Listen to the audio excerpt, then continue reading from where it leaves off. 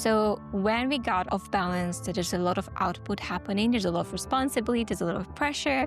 There's a lot of everyone is pulling you from different directions. What you can also do is to intentionally build balance into your rhythm. So when you're going through a more heavy output mood, find ways that to rebalance back to whatever is restoring to you. Hello, my dearest entrepreneur friends. Welcome back to another video, or if you are listening to this one on the Omnichannel podcast, welcome back to the podcast. In this week's video, we're going to talk about glow. What is the glow? So glow is something that is exuding through a person. And the way I like to spot glow is through the eyes of the person. Okay, why do we need the glow? Let's talk about that. So first of all, we need the glow because the glow is signaling to us and the world that we are okay. And then we still have hope and life force within us. And I want to talk a little bit about what causing that glow to fade or to flicker, and also how to restore and replenish the glow. And it's so funny because I'm sitting in a studio right now and I have Christmas decoration all around me. In fact, I'm going to film it for you so we can put it in post-production. Everything is glowing. I think that's the perfect topic to cover today. So this has been my experience as someone who have been supporting visionary business owners who build. There's a lot of output energy. There's a lot of building energy. There's a lot of responsibility for the past 6 years. And I've been next to them as their support in terms of their marketing and their business, and also as a personal support, which I'm not paid to do. But this is something comes with the territory of being someone who is an armchair therapist on good days. But no, it comes to the territory of giving a shit about humans in business as well and their human sides. So what ends up happening is when we go all in business and we really are okay, I'm all in, all eggs in basket. But as they are building within the business, what ends up happening is the responsibilities start piling up. So they hire a team and, have to meet their payroll, and then they have their own families. You have to tend to the families and take care of them. They have their own profession and they have the clients that they support and supporting them. So what's end up happening is, first of all, is there is an increase of responsibility of the people that you now are responsible for. You're not just responsible for yourself and you're solopreneuring through life, but then as you're growing and you're expanding help, now you suddenly also become responsible for the people who count on you, right?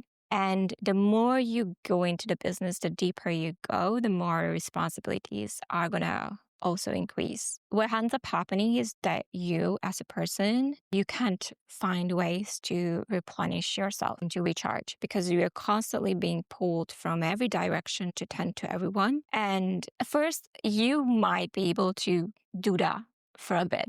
You might be able to meet everyone and kind of go to everywhere, but then you find yourself very lonely. And I want to kind of make a distinction between being alone and being lonely. Because when you are alone, it's a different thing. You're by yourself, and alone can be replenishing, essentially. I love to be alone and by myself.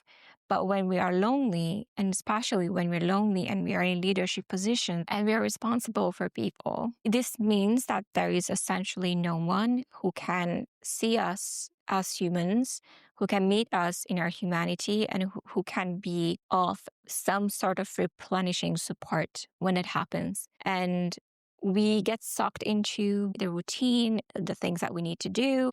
There isn't enough input that is replenishing to you. So how do we get the glow back? Glow restorative exercises would be to find environments in which you are not in a role of a leader. And this is so funny because I have this improv group that I go to, and I think that's also really good. And that will be my next step. And there is this lady, she's in her 50s, and she is very type A leader type of lady. And we see each other. We're like, you too? Okay. Very, I'm not saying dominant, but a very strong-willed kind of leadership energy. And we sometimes clash. And now we're like, okay, I see you, see me, we're good. Like we don't have to. It's the funniest thing. So we're on the way for sure. But there was this lady talking in the improv class, like during the break, and she was saying how she goes to salsa dancing. And somehow I made this comment, like, I do enjoy dancing because for once I don't have to lead. And the lady was like, the Taipei lady was like, me too. Like, I love that I don't have to lead. I can just be led. And that's so good too. Like, how can I find environments where I'm not required to lead? I can either just be led or I can just be, you know? And the second tip would be is to do things that light you up and or have things around you. First of all, do things that light you up where you can reconnect with your inner child and just play, because play is giving you back that hopeful, childish, glowy energy. If you can play more often, like if you do feel like, okay, this is getting heavy, like find ways to break out of it with play in which you're playing in ways that you are not leading. You're playing in just your humanness. Like that's why I do the improv class that I do right now, guys. It's so fun. I actually enjoyed quite a bit. And the way I know I enjoy it is because my face hurts from smiling so much. Like I can physically feel my face hurting during the class sometimes. Like I'm like, physiological differences. My face hurts. Like this is good. You should keep doing this. And so find spaces where you can just play. It can be with someone, or it can just be a place where you're just you and you as whoever you are when you're not leading, like human, and go there and find that restorativeness. Do more of those. I think that would help you a lot. Another thing that I do, and this is so silly, have a donkey. Like it's a plush stuffed animal. I bought it in Santorini. It's called Dante. So Dante is my emotional support donkey, but it's the cutest donkey in the world. And through that freaking donkey, I find play all the time. So when I travel, like from Vietnam to Dubai to freaking everywhere, Dante is coming with.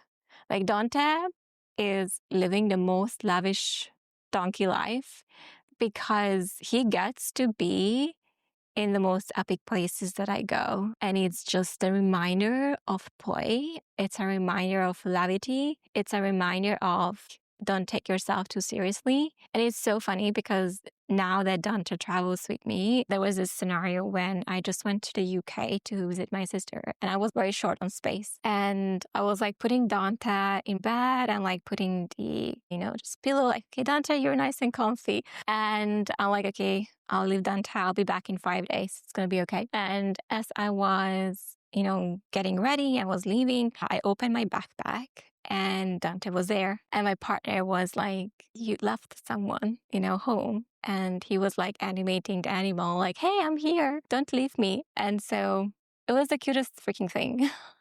But if you somehow forget about the object that makes you smile and feel joy, then, if that's something you can cultivate somehow, like everyone is going to buy themselves. I'm not saying you should buy yourself a plush donkey and name it Dante. It's just somehow like there are just objects that can keep us connected to our levity and lightness. And to me, that's that freaking donkey. It's good to kind of preserve that play glow energy with some of those childish objects. So it's good. Another thing that you can do to kind of restore the glow is to balance yourself a bit better. So when we got off balance, there's a lot of output happening. There's a lot of responsibility. There's a lot of pressure. There's a lot of everyone is pulling you from different directions. What you can also do is to intentionally build balance into your rhythm. So when you're going through a more heavy output mood, find ways that to rebalance back to whatever is restoring to you. And if you're doing things from emotion, you won't sell well either. So it's like, if you ever wonder, by the time you made it to this part of the video and you wonder why did I watch this video about how to get my glow back? And because you can sell better if you have a glow. Finding ways to rebalance yourself and just balance the field, like output and input, so that you can restore yourself and not, just constantly give, because that's going to make your glow disappear.